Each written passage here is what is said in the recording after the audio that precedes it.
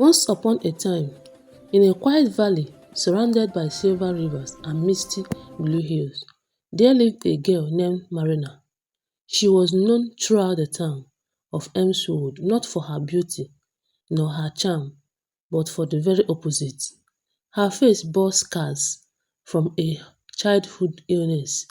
Her hairs grew in uneven tufts, and her eyes, though kind, were small and mismatched in color, one brown, one blue. People whispered behind her back, children pointed, and adults looked away. In Elmswood, appearances mattered, yet Marina carried her heart like a lantern, warm, steady, and full of hope. Every morning, Marina walked to the market to sell wild flowers and the herbs she gathered from the forest. She made beautiful wreaths, but few would buy them. Some town folks would take one look at her and laugh.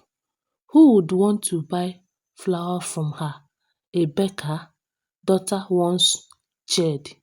They would wilt from shame before reaching the verse. Marina never replied. She only smiled gently and placed the wreath on her stele. Then she would hum a tune her mother once sang, a song about forgiveness and the light. Sometimes, when the children threw stone or mood at her, Marina didn't cry or curse. She would quietly gather her things and whisper to herself, someday, kindness will bloom for me too. While others stole, gossiped, and they fought over coins, Marina shared what little she had.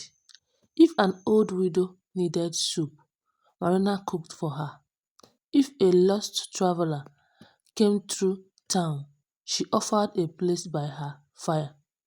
Though her clothes were worn and her hands rough, her soul shone like morning dew. One day, the king announced a festival of beauty where every village would send its fairest maiden. The prince, rumored to be handsome and noble, would choose a bride from among them. The whole town buzzed with excitement. Dressmakers sold night and day.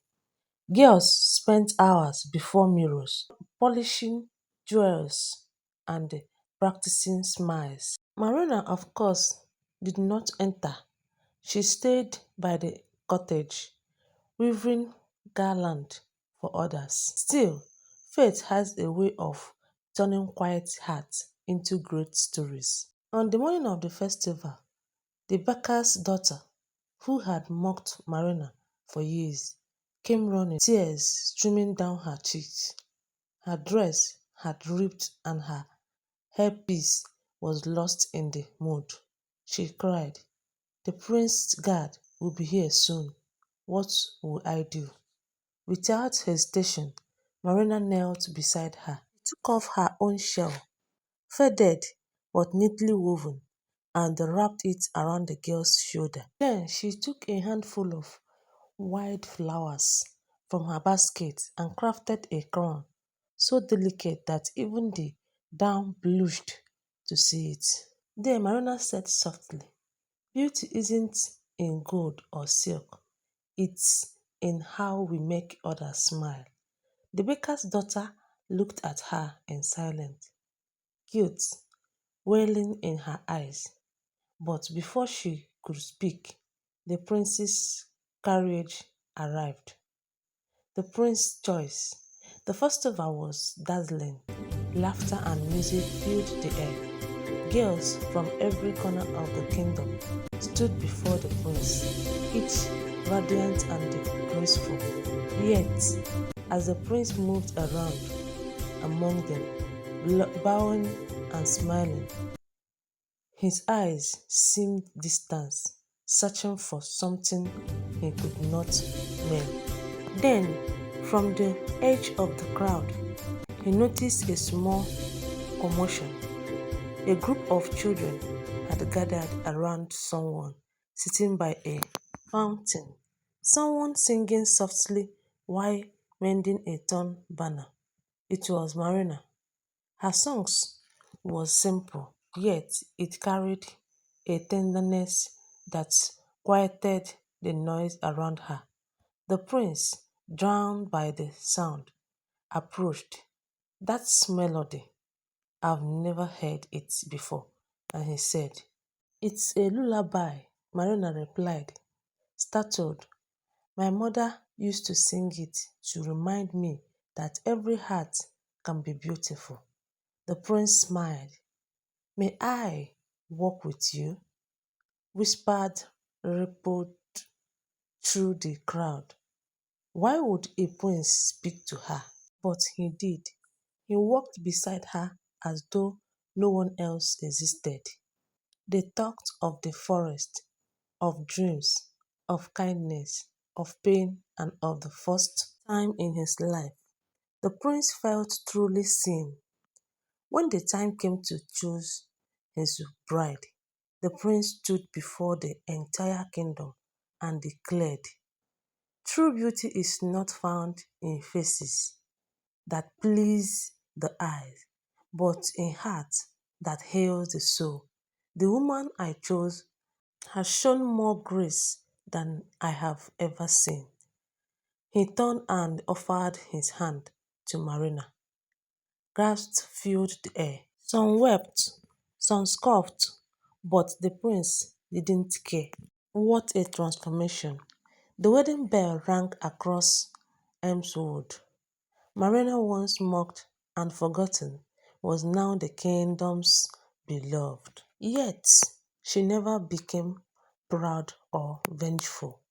She rebuilt homes for the poor, she opened gardens for the children, and she visited her old village every spring, still wearing her faded shawl to remind others that kindness never goes unseen. In time, people said the queen's smile could heal sorrows itself. The baker's daughter became her closest friend, and every year the two of them wove garlands for the festival, just as Marina had done long ago. The prince often told her, You showed me that beauty isn't something we see, it's something we feel. And whenever Marina looked into the mirror, she no longer saw scars or mismatched eyes. She saw the reflection of a woman who never let cruelty change her heart. Years later, the story of Queen Marina spread across the kingdom. Parents told their children, Be kind, even when the world is not, because Marina proved that grace can grow from pain and true beauty begin where judgment ends. And if you ever visit the White Valley of Emswood, you might still see white flowers blooming in colors brighter than the sun, said to be the blossom of Marina's kindness, carried by the wind, reminding everyone that love can make even the ugliest day beautiful. Moral lessons. Kindness is the only beauty that time cannot fade. So be kind. Thank you for watching. Please do well to subscribe and follow this page for more stories. Thank you. Bye.